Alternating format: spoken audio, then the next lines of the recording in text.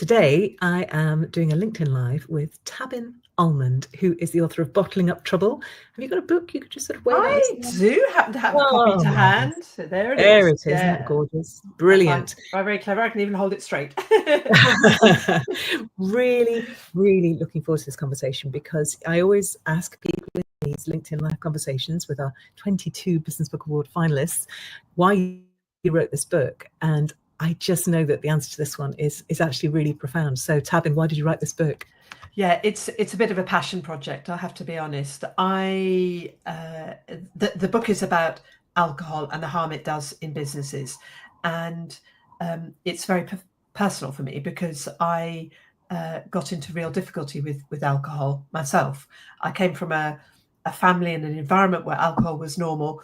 And then I went into the world of advertising, where alcohol was all around, and I blooming loved it. I'm not going to lie. I thought it was great. I thought it was brilliant. I was being paid to go to work and get drunk every day, but that's exactly what was happening. And of course, that over time became a problem. And I realized, and especially once I'd sorted the problem out for myself, and eventually took a long time. And then I became a coach, and the people I coached, I realized what a huge part alcohol was, the workplace was playing in their own alcohol problems, and then started digging into it and thought, this can't be good for business. And of course it's not. So it's not good for businesses, and it's not good for the individuals who work for businesses. And yet there's so much shame and stigma around it that nobody talks about it. So that's really why I wrote the book, to try and destigmatize it and open people's eyes to the fact that by putting your credit card behind the bar on a Thursday night, it's not actually such a good management decision. And I was fascinated by what you kind of uncovered in the course of your research, and what you set out in the book about the cost to the organisation. There's the cost of the alcohol, but there's the cost of people's well-being, of the lost productivity, lost to hangovers and absences, and then that cost the individual. Yes, if they become alcoholics, there's a very, very obvious sort of personal cost there. But also, you use that word stigma, and I thought it was so interesting, because there's sort of stigma in every direction. There are people who go into the workplace, become alcoholic in the workplace because of the culture in there, and then are stigmatized and sort of managed out because that they have succumbed to that addiction, which is extraordinary, isn't it? It is, and particularly when in many jobs, and still, it's a kind of unwritten rule of, you do what's required. And if you're in a service industry like advertising or insurance, and there are lots of them, it's kind of expected that you will entertain your clients.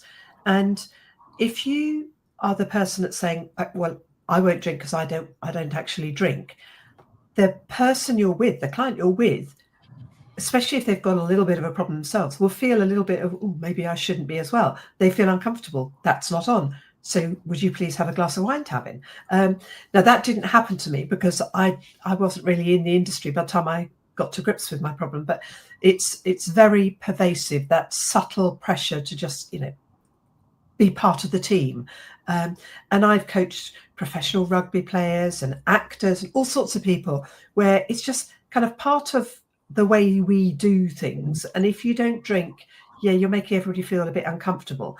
And that is a problem, and it's changing, but nothing like fast enough.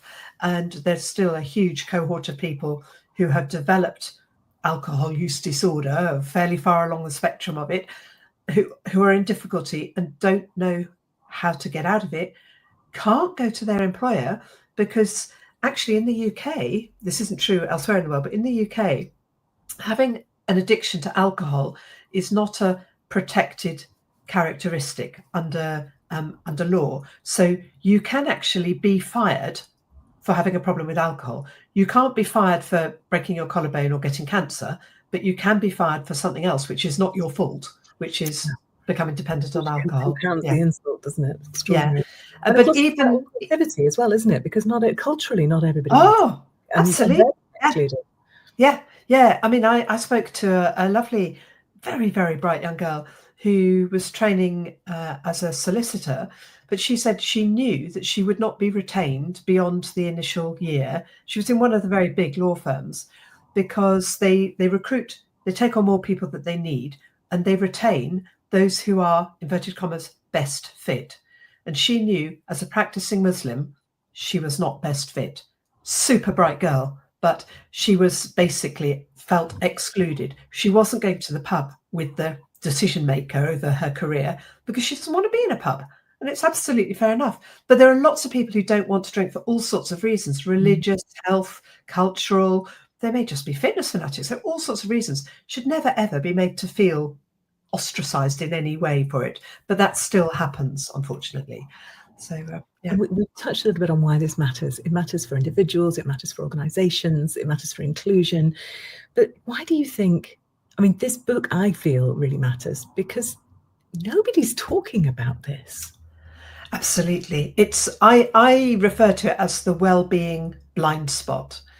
And it really is a blind spot. And I'll be honest, I found it hard to break into the corporate world with this message because it's a really uncomfortable one. And I think it's because of a fear of hypocrisy. Most people in this country drink, and the sort of profile of drinking is biased towards professional classes and high achievers, and they've come up through the ranks socializing with a few beers with their clients or whatever. So now for them to sort of say, actually, I think maybe we as a company should be looking at what we're doing around alcohol, feels to them to be very hypocritical, particularly if they themselves are still drinking.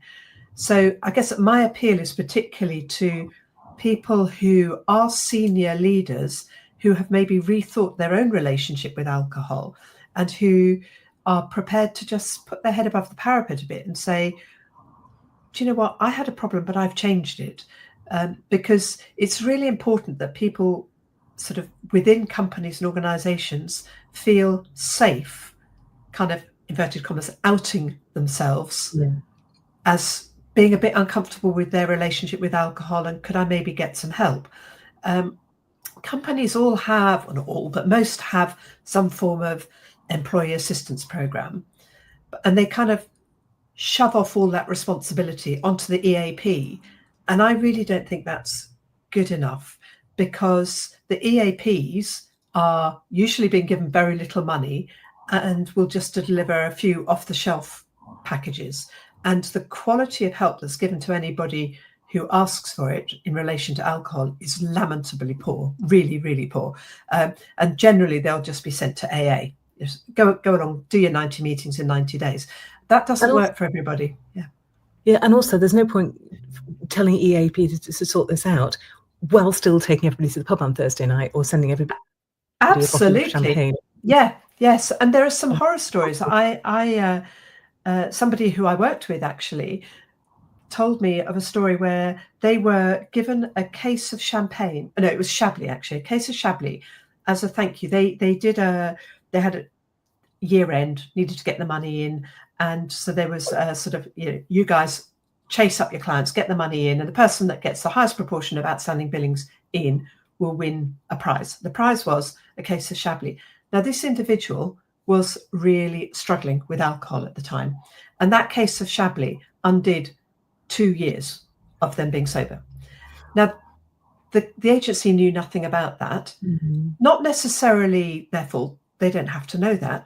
But giving alcohol as a prize, as a thank you, is putting it on a pedestal. Here is this wonderful stuff that you're supposed to want. It's just inappropriate. And I personally think that giving alcohol as a business gift is just wrong. It's in Canada, they don't do it. It's just speaking to people out there. It's just, and Canada's really probably leading the way with alcohol. It's just not appropriate because you never know where somebody is, what's going on in their life. And so at the very least, find out what would you like. But I still get given alcohol as a gift occasionally, very occasionally. I now actually say, that's really kind of you. I appreciate the thought. However, I no longer drink alcohol. Would you mind if I gave this away? Because I don't just take it and say nothing, because I think actually it's important that people know that that's not the best present. Yeah. I don't do it in a way that makes people feel bad, but I just think people should know and think before giving alcohol as a gift. Yeah. I feel this is such an important book, such an important message. I'm so proud that we've published it. Thank you for writing it. I do want to know, though, before we finish, how did you react when you found out that it had been shortlisted for the Business Book Awards? I was so excited. I had actually forgotten, because I knew I couldn't go to the awards, and so I'd kind of not got it in my diary, as it were. And I went to the cinema, can't remember what I saw, came back, and there were a whole load of messages from people like you and other authors who I've met saying, "Hey, amazing, see you in September," and all the rest of it. And I was like, oh my God. And I was so excited. And I was jumping up and down in the kitchen and sort of trying to do a jig with my 16-year-old dog, who wasn't really up for it. But I was just super excited, yeah. And, obviously I'd love to win. I'm sure every author says that. But for me, it was the seal of approval from turning a passion project into, this now has the stamp of approval. This is a really worthwhile book for somebody to read. And so win, lose or draw, it's been huge for me. And I was just so excited, so pleased that I entered. Yeah, I'm so glad. Well, congratulations for that. Thank you. On the 10th of September. And if you go, I want to know more about this. All 22 of the Practical Inspiration shortlisted titles are just 99 pence or 99 cents on the Kindle store at the moment. So get yourself over there. Have a look at Bottling Up Trouble, all the other titles as well. It's a terrific to read list. But yeah, Tabbin, well done. Thank you. Thanks so much, Alison. Thanks for your time today. And I'll see you soon. Thank you for your help in writing it as well. Not to be underestimated. It was an honour. Okay, I'll see you soon. Okay.